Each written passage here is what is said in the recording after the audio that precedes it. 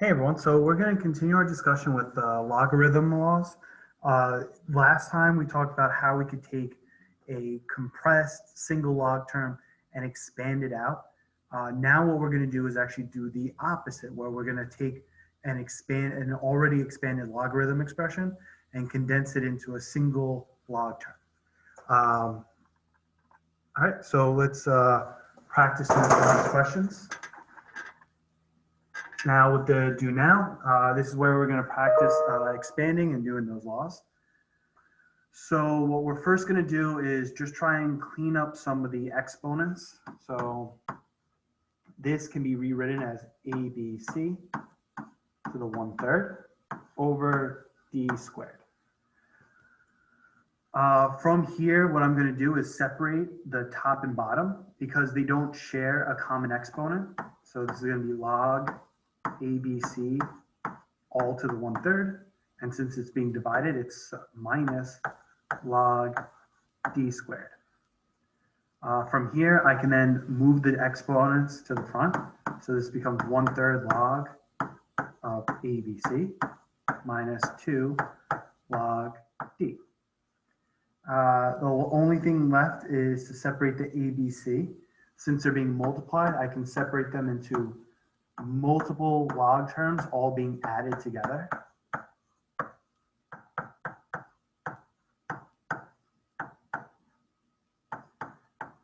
And notice that I'm putting a full parentheses around the entire ABC part, just so that I know that this 1/3 goes to every single term. All right, now over here. Again, since they don't share a common exponent, I kind of want to split them up first. So this becomes addition, log A squared plus log B. Move the exponent to the front. So it's 2 log A plus log B. No parentheses this time because the 2 is only with the A and not with the B. All right. Now, we mentioned before that when we're dealing with logs, if there is no mentioned base, like in this example here, we're assuming that it's 10 when it's not written. So it's an inherent log base 10. All right. Really quickly with the log laws. So this, when it's multiplying the terms inside the parentheses, we can separate it into addition.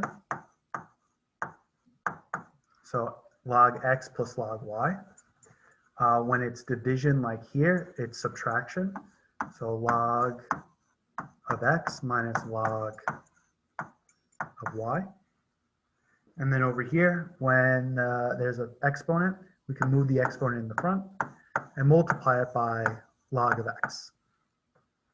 All right, so before we had the images on the left, or the expression on the left, and we rewrote them so it looked like the right. Now we're going to do the opposite.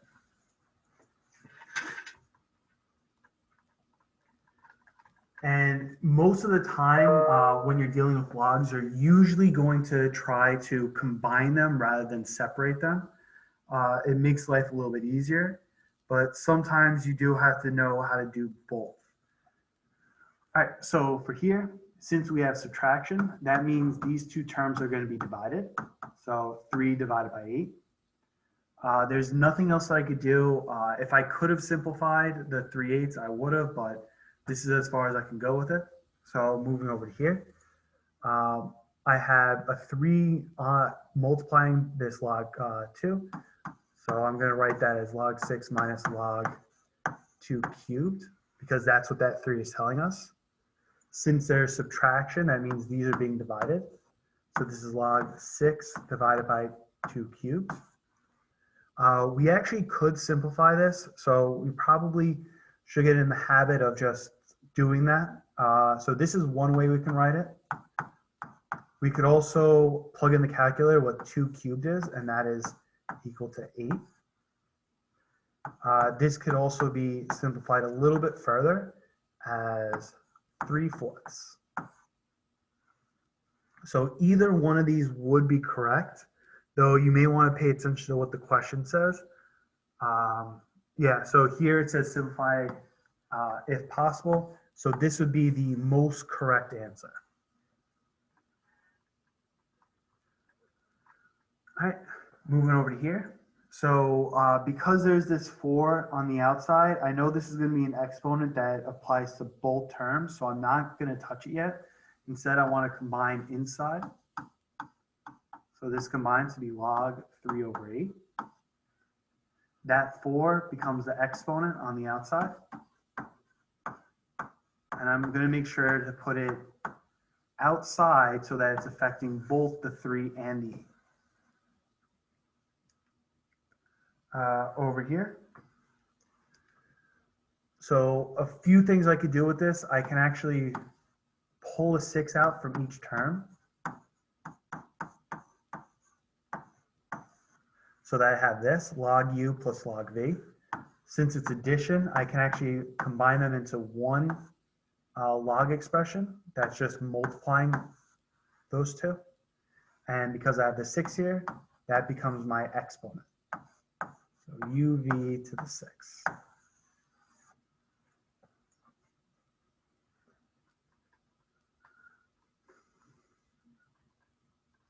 All right, number 5. So the 4 is attached to this y, so I kind of want to clean that one up before I continue. So this is log y to the 4th. Because I have subtraction, that means I'm going to end up dividing these. So x divided by y to the 4th. Okay, now over here we could see that there's a lot going on. There's a whole bunch of coefficients and terms like that. So let's turn these into exponents quickly. So the 20 is in front of the log, so that's going to end up meaning that this is log base 3 u to the 20th. This 5 gives me a exponent on the v of 5, and the 3 becomes an exponent on w. From here, I can then combine them.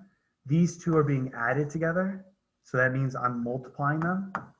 Log base 3 of u20 v to the 5th. This is being subtracted, so that's going to be divided by w cubed. For the most part, that's as simplified as I can go. I can't combine any of these terms. And notice that the base 3 doesn't really do anything. I just need to make sure that I include it in my final answer because it exists in the original setup.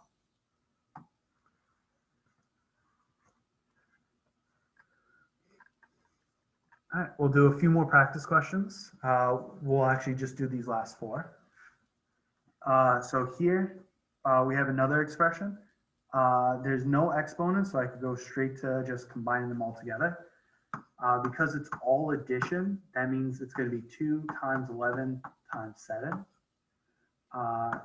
If you plug this into the calculator, you end up getting that 2 times 11 times 7 is equal to 154.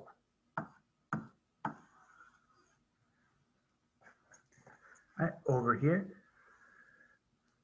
this 2 becomes the exponent on the 12, so this can be rewritten as log 7 minus log 12 squared. Log 7 minus log 12 squared is dealing with division, so that's 7 divided by 12 squared. Because this exponent's on the low end, I'm actually going to expand this out and say that that's 7 over 144. But besides that, I can't really simplify that anymore from that. All right. These will be the last 2. There's a 2 in front of the 7, so this can be rewritten as log 7 squared minus log 3. This subtraction means that there's going to be a division when I combine them. So 7 squared over 3. And again, because this is such a small exponent, I'm going to rewrite that as 49 over 3.